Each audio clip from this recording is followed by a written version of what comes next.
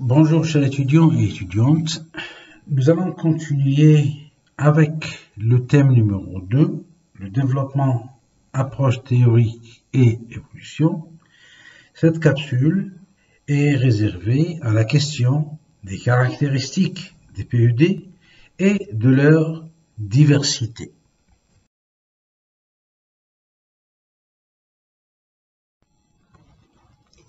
Les caractéristiques des pays en voie de développement.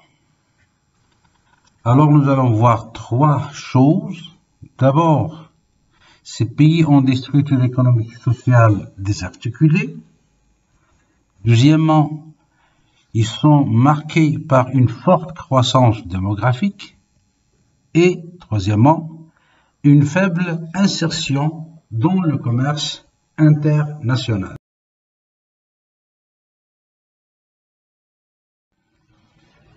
Des structures économiques et sociales désarticulées. Ça signifie quoi? Eh bien, les structures économiques et sociales des pays en voie de développement sont marquées par une prédominance de l'activité agricole, c'est-à-dire le secteur primaire qui est dominant, notamment l'agriculture et l'exploitation minière, et puis par une faiblesse de l'État. Ici, c'est en termes de pouvoir politique, etc., il n'y a pas vraiment un État fort.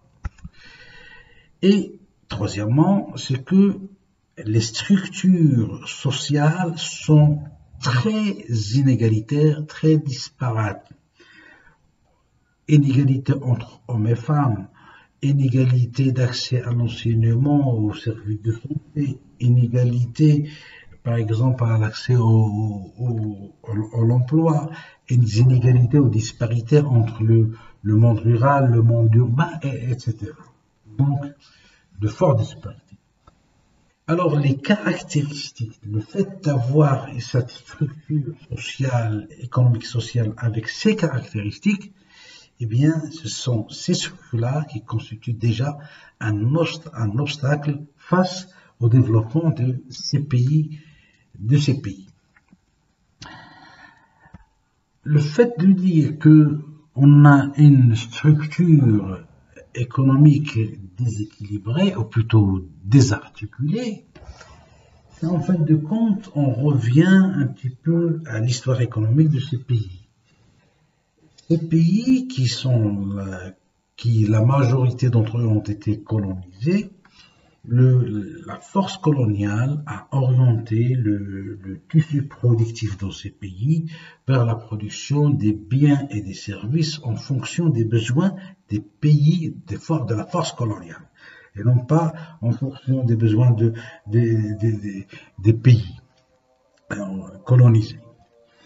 Et cette situation va faire qu'il n'y a pas vraiment de relation entre l'économique, le développement économique et le développement social dans ces pays-là. L'économie locale a été démontée. Et si on rappelle l'exemple indien, dans la filière du coton, le filage du coton, les Britanniques, ou les Indiens plutôt, l'Inde, avaient des entreprises qui faisaient cette activité, qui avaient beaucoup d'expérience dans cette activité-là, etc. Mais le colonisateur, la Grande-Bretagne à l'époque, a interdit cette activité aux Indiens pour la donner aux entreprises anglaises en Angleterre, et a forcé la spécialisation de ces entreprises indiennes dans d'autres choses. Ce qui fait que beaucoup d'entreprises ont déclaré faillite, et donc il y avait un démantèlement, si vous voulez, de l'économie locale indienne. Et c'est à peu près ce qui est arrivé dans beaucoup de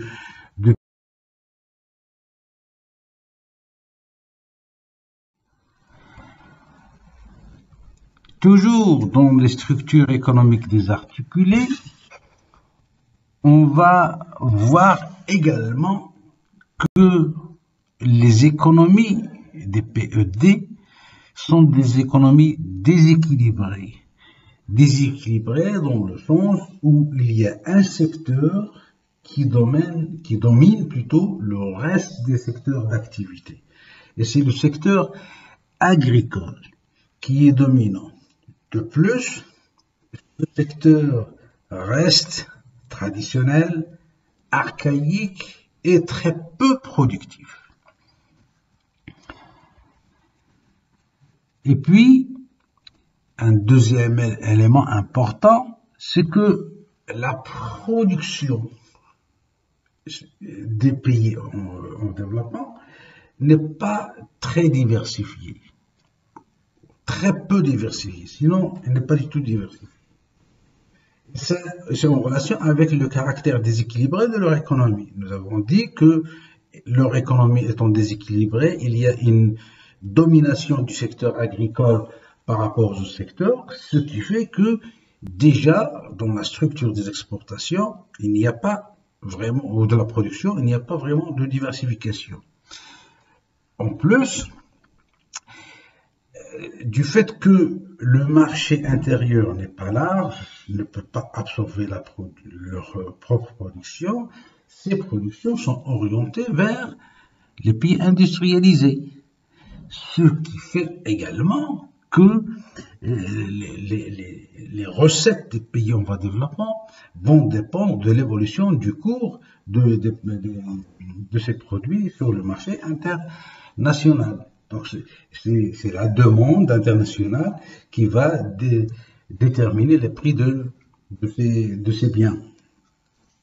Donc ce qui traduit cette dépendance des pays en voie de développement par rapport à la demande mondiale qui émane généralement des pays industrialisés, les pays du Nord.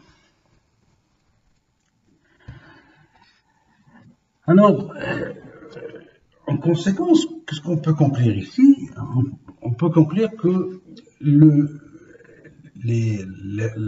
colonisateur ou la colonisation n'a pas permis aux pays en voie de développement de connaître la révolution industrielle et de pouvoir, par conséquent, développer et diversifier leur économie. Et ils sont restés cantonnés dans une spécialisation dans les produits primaires, avec des secteurs moins productifs, avec une dépendance par rapport au cours mondial des matières premières, etc.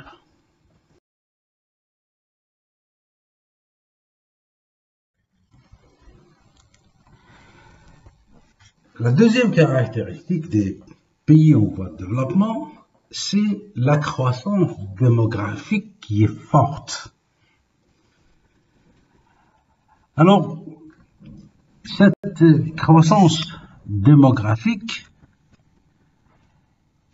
on peut l'observer dans les chiffres suivants. Les PED, la population des PED représentait 1,7 milliard de la population mondiale en 1950. En 2000, ils étaient 5 milliards et on devrait passer entre 8 et 12 milliards d'habitants vers 2050. Ce sont des chiffres de l'ONU. Ça montre le poids démographique des pays en voie de développement. La fécondité dans ces pays est forte. C'est-à-dire, on est en train d'expliquer pourquoi nous avons une forte croissance démographique dans les pays en voie de développement. D'abord, cette forte croissance démographique, elle est due à un taux de fécondité fort, plus de 3 enfants par femme. En moyenne, en l'an 2000. La mortalité reste quand même élevée dans les pays en voie de développement et une espérance de vie qui est faible par rapport à la moyenne mondiale. 62,9 dans les pays en voie de développement et 74,9 en moyenne mondiale en l'année 2000. Vous voyez un petit peu les caractéristiques démographiques des pays en voie de.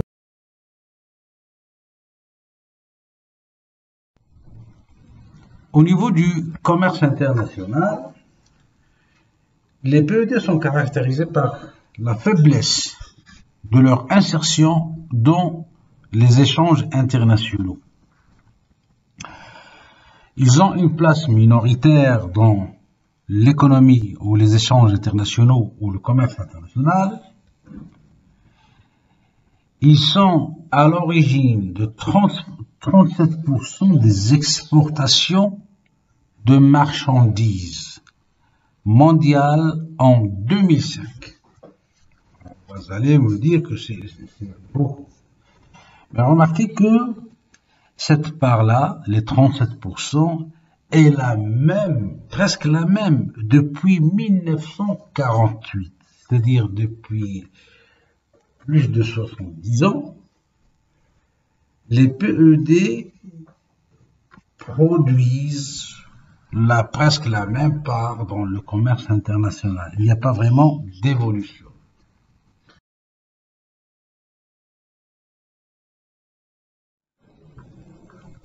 Alors, cette part dans le commerce international qu'occupent les pays en voie de développement est d'autant plus faible si on la compare avec le poids de la population des PED dans la population mondiale, puisque 80% de la population mondiale est constituée des pays en voie de développement. Cette part, donc, reste faible. De plus, le commerce intrasens, c'est-à-dire le commerce ou les échanges internationaux entre les PED eux-mêmes, reste faible. Si on voit par exemple les chiffres au niveau de l'Amérique latine, on voit que dans la totalité des échanges mondiaux de l'Amérique latine, seulement 17,4% se fait entre les pays de l'Amérique latine.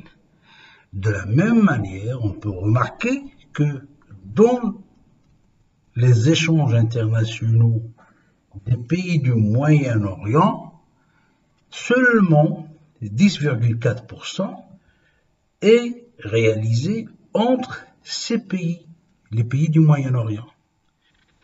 Au niveau de l'Afrique, les choses ne sont pas différentes. Dans le volume des échanges internationaux de l'Afrique, seulement 9,4% de ces échanges se réalisent entre les pays africains en 2005.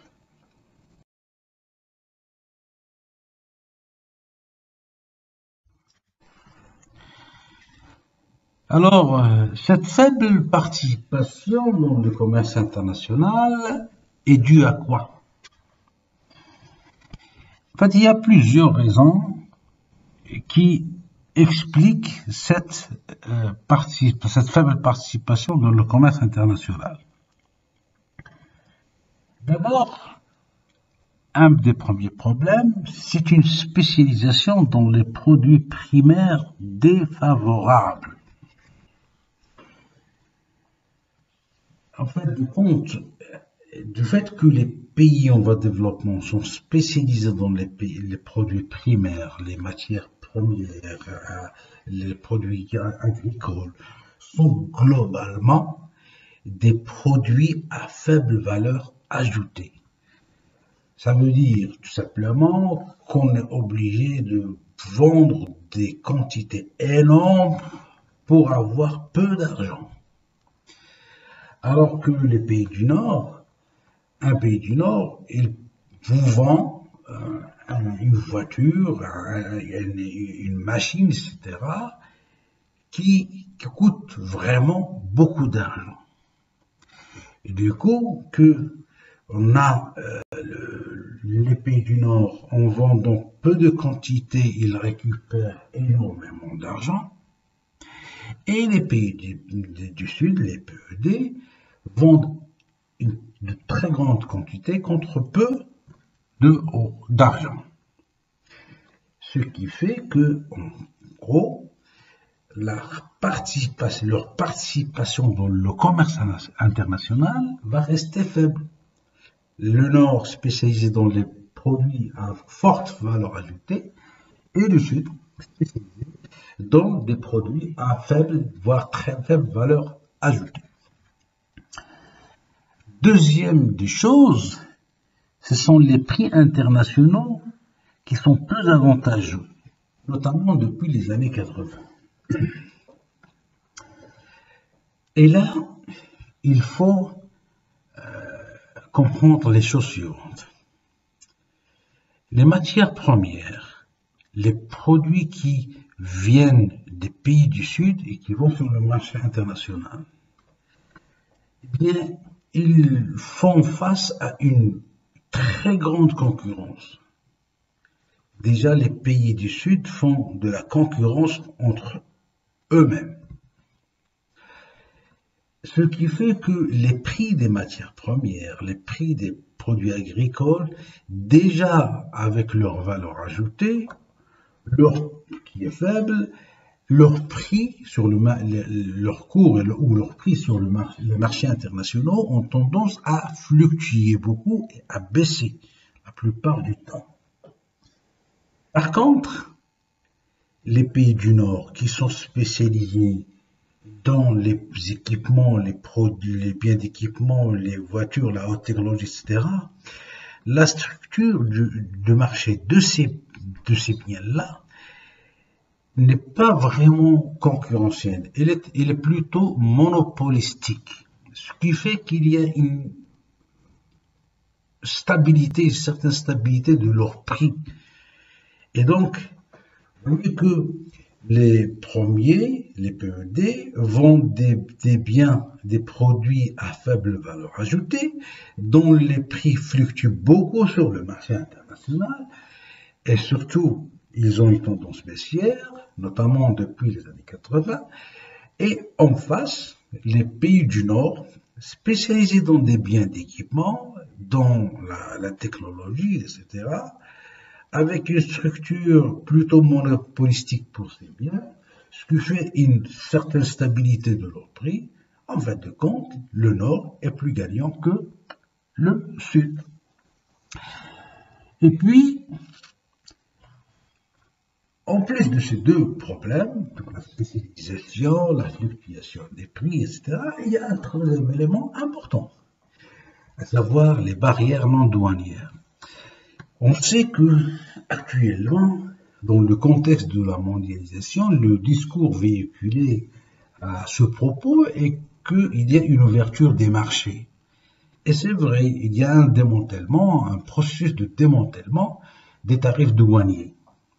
Des tarifs douaniers un peu partout dans le monde. Mais il y a d'autres barrières, autres que les barrières douanières. Qu'on appelle les barrières non tarifaires. Tout simplement, on va interdire, par exemple, un pays PED donné, un pays en voie de développement donné, d'exporter sa production vers, par exemple, l'Europe ou les États-Unis, en lui disant ce n'est pas conforme avec les normes sanitaires européennes ou avec les normes sanitaires américaines, par exemple. Il ne s'agit pas d'argent. On ne vous demande pas de payer quoi que ce soit. On vous dit tout simplement que votre produit ne respecte pas les normes européennes et dans ce cas, on ne peut pas autoriser son entrée sur le marché européen. Et du coup, le produit n'est pas vendu. Pas parce qu'on impose des tarifs douaniers, On l'interdit parce que ce n'est pas conforme aux normes sanitaires, aux normes de qualité. La même chose pour les États-Unis, etc. Et donc, ce sont également ces normes-là, et on sait très bien, c'est vrai que dans beaucoup de cas, dans les pays en développement, il n'y a pas vraiment la qualité souhaitée. Certaines normes ne sont pas respectées, etc. Et donc, ça demande vraiment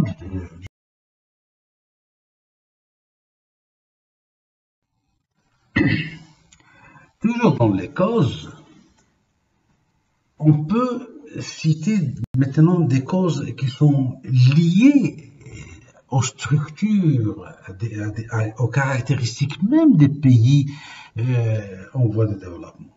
Tout à l'heure, on a parlé de la spécialisation, de la fluctuation des tarifs ou des barrières non douanières, non tarifaires, non tarifaires, comme cause de cette faiblesse, mais il y a également des causes structurelles liées à ces PED. Par exemple, la distance géographique. L'essentiel du commerce international se situe où? C'est entre les États-Unis, l'Union européenne, un petit peu le Japon et la Chine, un petit peu, donc c'est cette partie-là du monde. Et la plupart des pays du Sud, des pays en voie de développement, se trouvent dans le Sud, dans le continent africain, le continent latino-américain. Vous voyez que géographiquement, la plupart d'eux sont loin de ces marchés-là. Donc cette distance géographique par rapport à ce marché, c'est un handicap également. Handicap dans le sens où pour faire acheminer les marchandises, par exemple, des pays de l'Afrique australe vers l'Europe, ça va demander le conditionnement, ce qui n'est pas sans aggraver les coûts. Il y a le problème du transport, il y a le problème des délais et la sécurité, etc. Et d'autant plus que les infrastructures ne sont pas très développées. Donc c'est vraiment un handicap. En plus de cette distance géographique, il y a également la distance culturelle. La culture dominante dans les pays en voie de développement reste quand même garde beaucoup de distance par rapport à la culture des pays développés. Et cette distance de culture a également de l'influence sur le commerce international de ces pays. Mais tout de même, malgré tout ça, est-ce que les choses ne sont pas en train de changer? En fait, il y a quand même un changement, puisque depuis un certain moment, on va assister que dans le commerce international, 20% les produits manufacturés qui représentaient uniquement 20% en 1970, aujourd'hui sont en train de représenter quand même 75% dans les exportations des PED. Alors, ils représentaient un cinquième en 1970, il y a 40 ans, plutôt 50 ans, et aujourd'hui, ils représentent à peu près les 3/4 des exportations des PED. Et c'est dû à l'apparition de nouvelles catégories de PED, les nouveaux pays industrialisés comme la Corée, etc.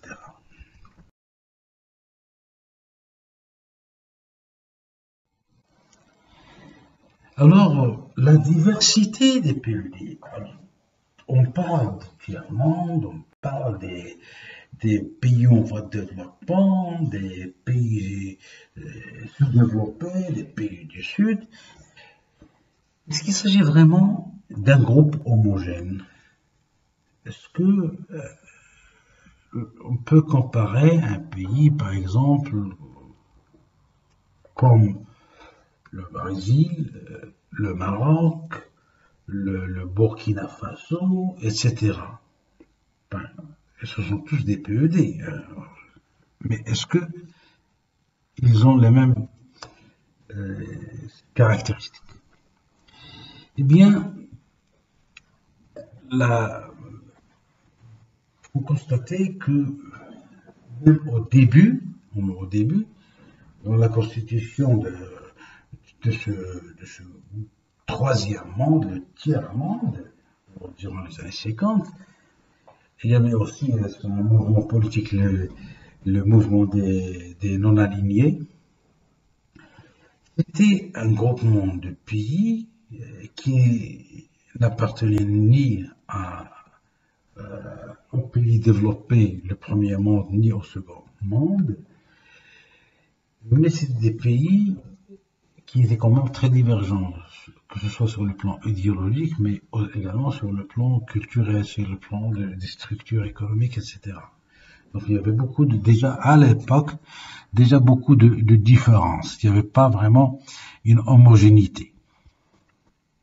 La deuxième des choses, c'est que on va assister à des trajectoires différentes à partir des années 70. À titre d'exemple, la Corée du Sud était un pays pauvre, très pauvre durant les années 50, les années 60, mais à partir des années 70, c'est un pays qui va connaître un développement soutenu. La Chine, durant les années 50, 60, 70, était un pays sous-développé, mais à partir des années 80, la Chine a totalement changé et elle est ce qu'elle est aujourd'hui. Donc, les choses ont fortement évolué à partir des années 70.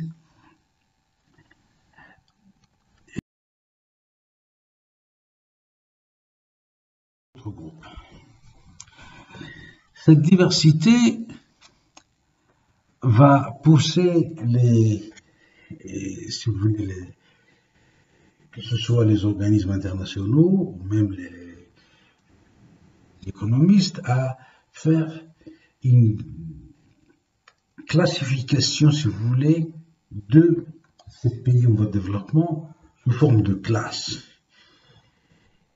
Il y a d'abord les PMA, les pays les moins avancés. C'est l'ONU qui a constitué ce groupe.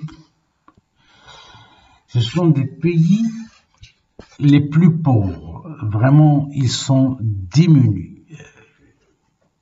C'est pas une question uniquement de gestion de situation politique, mais c'est simplement sur le plan des ressources naturelles, le plan démographique et tout, ce sont des pays qui sont vraiment diminués. Ils sont extrêmement pauvres. Ils sont caractérisés par une très forte vulnérabilité.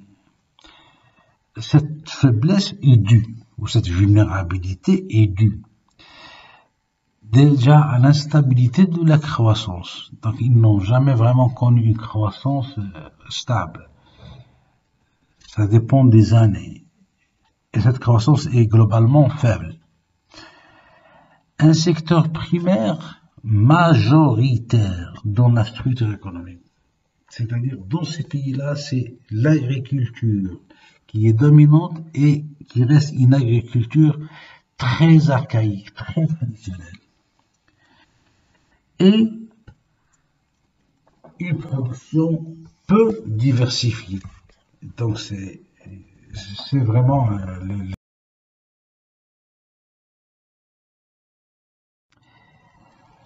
Il y a le second groupe, les nouveaux pays industrialisés, les NPI.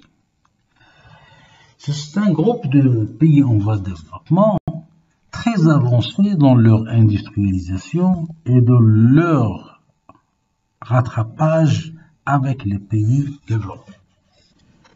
C'est le cas, par exemple, ce qu'on appelle les dragons d'Asie, Taïwan, la Corée en particulier.